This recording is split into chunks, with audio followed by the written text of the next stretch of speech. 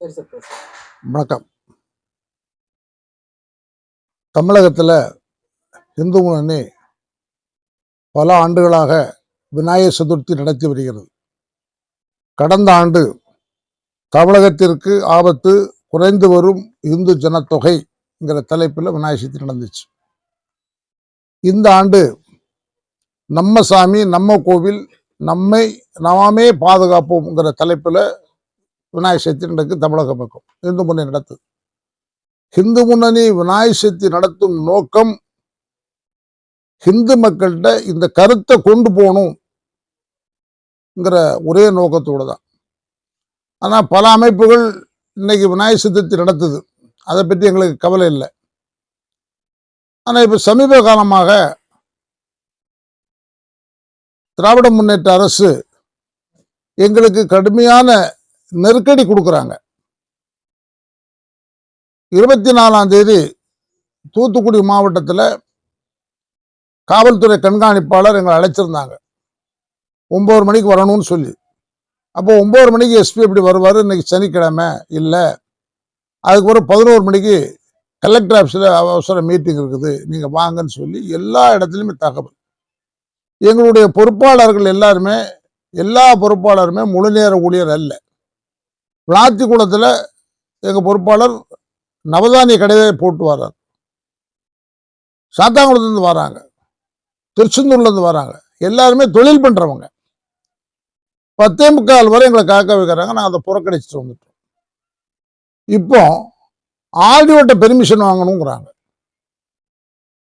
நாங்கள் எங்கள் சாமியை கும்பிட நாங்கள் யார்கிட்ட பெர்மிஷன் வாங்கணும்?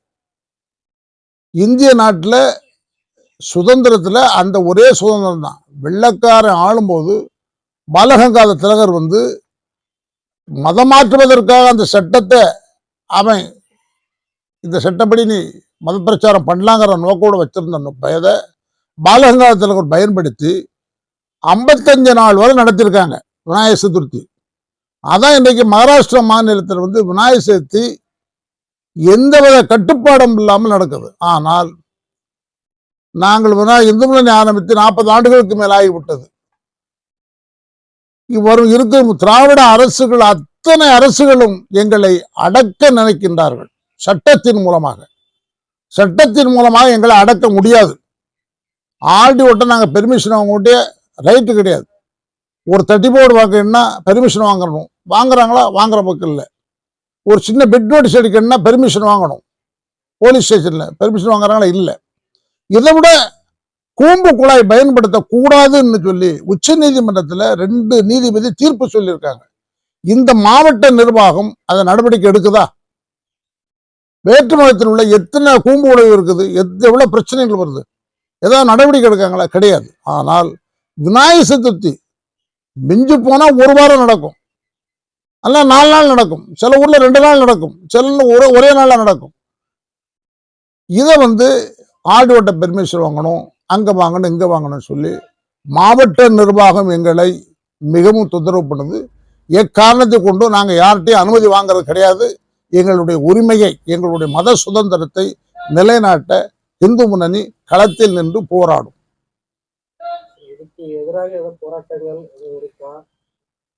இப்போ எந்த விதமான போராட்டம் கிடையாது. போராட்டம் பண்ணன்னு சொல்லியாச்சுன்னா விநாயகரே போராட்டம் பண்ணுவார். போராட்டம் பண்ணா விநாயகரே போராட்டம் பண்ணுவார். திமுக அரசு குறிப்பா இந்து முன்னணியை நோக்கி இந்த அடக்குமுறைய கொண்டு வருதா? கண்டிப்பா திமுக எல்லா விஷயத்திலையும் இந்து முன்னணிய அடக்குமுறை தான் பண்ணுது. ஏன் திருச்சி புறநகர் எம்எல்ஏ இனிகோ, முழு பேர் இனிகோ, அவர் ஓப்பன் இதுல திருச்சியில பேசுறாரு. மோகன் லாரன்ஸ்ல காப்பாற்றுவது, சிறுபான்மை மக்களை காப்பாற்றுவது தமிழக முதல்வர் தான்ங்கிறாங்க. அப்ப எங்களை காப்பாற்றுறது யாரு? இந்துக்காரன் கொண்டு போட்டிருக்காங்கல்ல. எங்க கோயிலை காப்பாற்றுறது யாரு? திருச்செந்தூர் கோயில் இன்னைக்கு என்ன அவலம் இல்லை? பாடியிருக்காங்கல்ல, திரைக்கதை வசனம் சொல்லியிருக்காங்கல்ல, கோயில் கூடாது இல்லை, கொள்ளையர்கள் கூடாரம் ஆகிவிடக்கூடாதுன்னு சொல்லி நமது முன்னாள் முதல்வர் கருணாநிதி வசனம் எழுதியிருக்காங்கல்ல. கொள்ளையர் கூடாரம் எது ஆகுது, திருச்செந்தூர் கோயில் கொள்ளையர் கூடாரம் ஆயிட்டுன்னு சொல்லி வீடியோ போடுறான். வீடியோ போட்டவன் 3 பேரை கைது பண்ணியிருக்காங்க, தனிப்பட்ட நபர். ஏன் நாங்க எத்தனை பேச்சு பேசுறோம், எங்களை மேல வழக்கு போட வேண்டியதானே? கொள்ளையர்கள் கூடாரம், கோவில்கள் கூடாது என்று சொல்லவில்லை, கொள்ளையர்கள் கூடாரம் ஆகிவிடக் கூடாது அப்படின்னு சொல்லி கதையை வசனம் எழுதின யாரு? நம்முடைய தமிழக முன்னாள் முதல்வர் மு கருணாநிதி அவர்கள் மகன் தான் இன்னைக்கு முதலமைச்சரா இருக்கிறாங்க. திருச்செந்தூர் கோயில் உதாரணத்துக்கு கொள்ளையர் கூடாரமா மாறிட்டுல, கோவில வந்து சிறைப்பிடித்து வச்சிருக்காங்கல்ல. 2 சாதாரண பையன் தான் போட்டான், அவன் எந்த பின்புலமும் கிடையாது அந்த பையங்களுக்கு.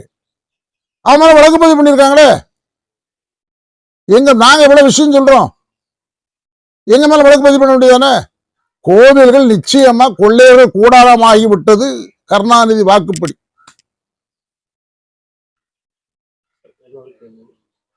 இந்த புதுசா நடிகர்கள் வந்து இப்போ வந்து கட்சி ஆரம்பிச்சிருக்காங்க, மாநாடுலாம் போறாங்க, கூட்டங்கள் இருக்கு. இந்த கூட்டத்துல வந்து விஜய் என்ன சொல்றாருன்னா, எனக்கு வந்து முழுக்க முழுக்க அரசியல் பண்றதுக்கு வந்து திமுக தான் எனக்கு டார்கெட், மற்ற எந்த கட்சியும் பாஜகவோ அதிமுகவோ கிடையாதுன்னு சொல்றாங்க. அதை பத்தி ஒரு கருத்து. அதாவது ஜனநாயக நாட்டில் யாருமே தேர்தலுக்கு வரலாம், அது வந்து நம்ம நாட்டினுடைய சட்டம் அப்படி சொல்லுது. அதுக்கு நம்முடைய முன்னோர்கள், குறிப்பாக சொல்ல போனால் டாக்டர் அம்பேத்கர் அவங்க அப்படி சட்டம் நிறைவேற்றியிருக்காங்க. ஆனால் என்னுடைய கேள்வி என்னன்னா, என்னுடைய தனிப்பட்ட கேள்வி, இந்து முன்னணி கேள்வியாக இல்லை, என்னுடைய தனிப்பட்ட கேள்வி, இவர் ஏன் ஒரு பெரிய கார் வாங்கினார், சொகுசு கார் வாங்கினார் பல கோடி ரூபாய்க்கு, அது ஏன் பாண்டிச்சேரி ரிஜிஸ்ட்ரேஷன்ல வாங்கினாரு? அப்ப அதிலே முதல்ல தப்பு பண்றாருல்ல. சரி, உங்க மனைவி எங்க இருக்காங்க, எந்த நாட்டில் இருக்கிறாங்க, எந்த சிட்டிசன்ஷிப்பா இருக்காங்க? அப்ப இவங்களை இயக்குறது யாருன்னு சொல்லி எங்களுக்கு எல்லாம் கேள்வி வரும்ல. அவங்க மனைவி எங்க இருக்கிறாங்க, எந்த சிட்டிசன்ஷிப் இருக்கிறாங்க, அவங்க என்ன வரவு செலவு அங்க பண்றாங்க அப்படிங்கிற ஒரு இது வேண்டல. இன்னைக்கு திரைப்படத்தில் நடிகர் நடிக்கிறாரு, எனக்கு ஒரு நல்ல ஒரு படம் நடிச்சிருந்தாலும் விஜய் படம் பிடிக்கத்தான் செய்யும். நான் சினிமா பார்க்குறவன் தான், பார்க்காதவன் கிடையாது. ஒரு படம் நல்லா இருந்தா, ஒரு பாட்டு நல்லா இருந்தா நல்லா தான் இருக்கும், இல்லைன்னு சொல்லலை. ஆனால் அரசியல் கட்சி தலைவர்கள் யாரா இருந்தாலுமே சொல்றது ஒண்ணு செய்யறது ஒண்ணு இருக்கக்கூடாது. அதைத்தான் அரசியலுக்கு வரலாம்னு சொல்றீங்க. நடிகர்கள் மனுஷன் தானே, நடிகர் வரலாம்ல, தப்பு இல்லை. இப்ப இவர் வந்திருக்காரு, யாரு, நம்ம சரத்குமார் தனியா ஒரு கட்சி ஆரம்பிச்சாரு, திமுக போனார், இப்ப பிஜேபியில இருக்காரு. அதனால நடிகர் சொல்லி வரக்கூடாதுன்னு சொல்லி பிஜேபியில சொல்லல. குஷ்பு எங்க இருந்தாங்க, பிஜேபியில இருக்காங்க. நீ சினிமாக்காரி அதனால வரக்கூடாதுன்னு குஷ்பு சொல்லல. அதனால வரலாம், எல்லாருமே சினிமா வரலாம். ஆனா இது இந்து முன்னணியா பதில் சொல்றேன்.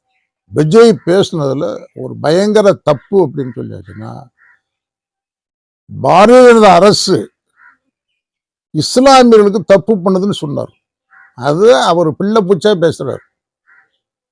இஸ்லாமியர்கள், நான் ஜனசங்கத்தில் இருக்கும்போது பிஜேபி வரும் முன்னால ஜனசங்கத்தில் இருந்தேன். சிக்கந்தர் பத்துன்னு சொல்லி ஒரு இஸ்லாமியர் இருந்தார், அகில இந்திய தலைவர். திருநெல்வேலியில் இருக்கும்போது சர்க்குலர் வந்துச்சு, கரெக்டா 12:30 மணிக்கு ஒரு பள்ளிவாசலுக்கு போவாரு, வெள்ளிக்கிழமை வாராரு, அதனால நீங்க பக்கத்துல பள்ளிவாசல் ரெடி பண்ணி வைங்க அப்படின்னு சொன்னாங்க. எம்ஆர் காந்தி உயிரோட இருக்கார், என்ன போய் கேட்டுக்கிடுங்க. எம்ஆர் காந்தி உயிரோட தான் இருக்காரு, நாகூர்ல தான் இருக்காரு, எம்எல்ஏ இருக்காரு.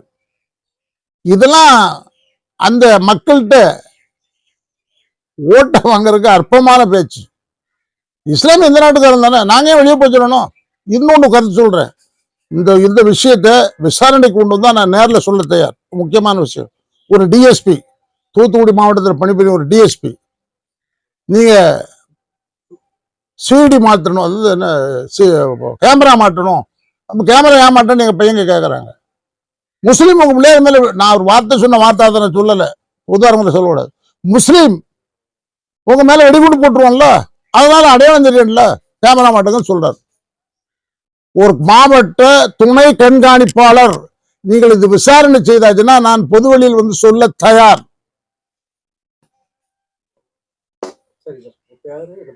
விபி ஜெயக்குமார், இந்து முன்னணி மாநில துணைத் தலைவர்.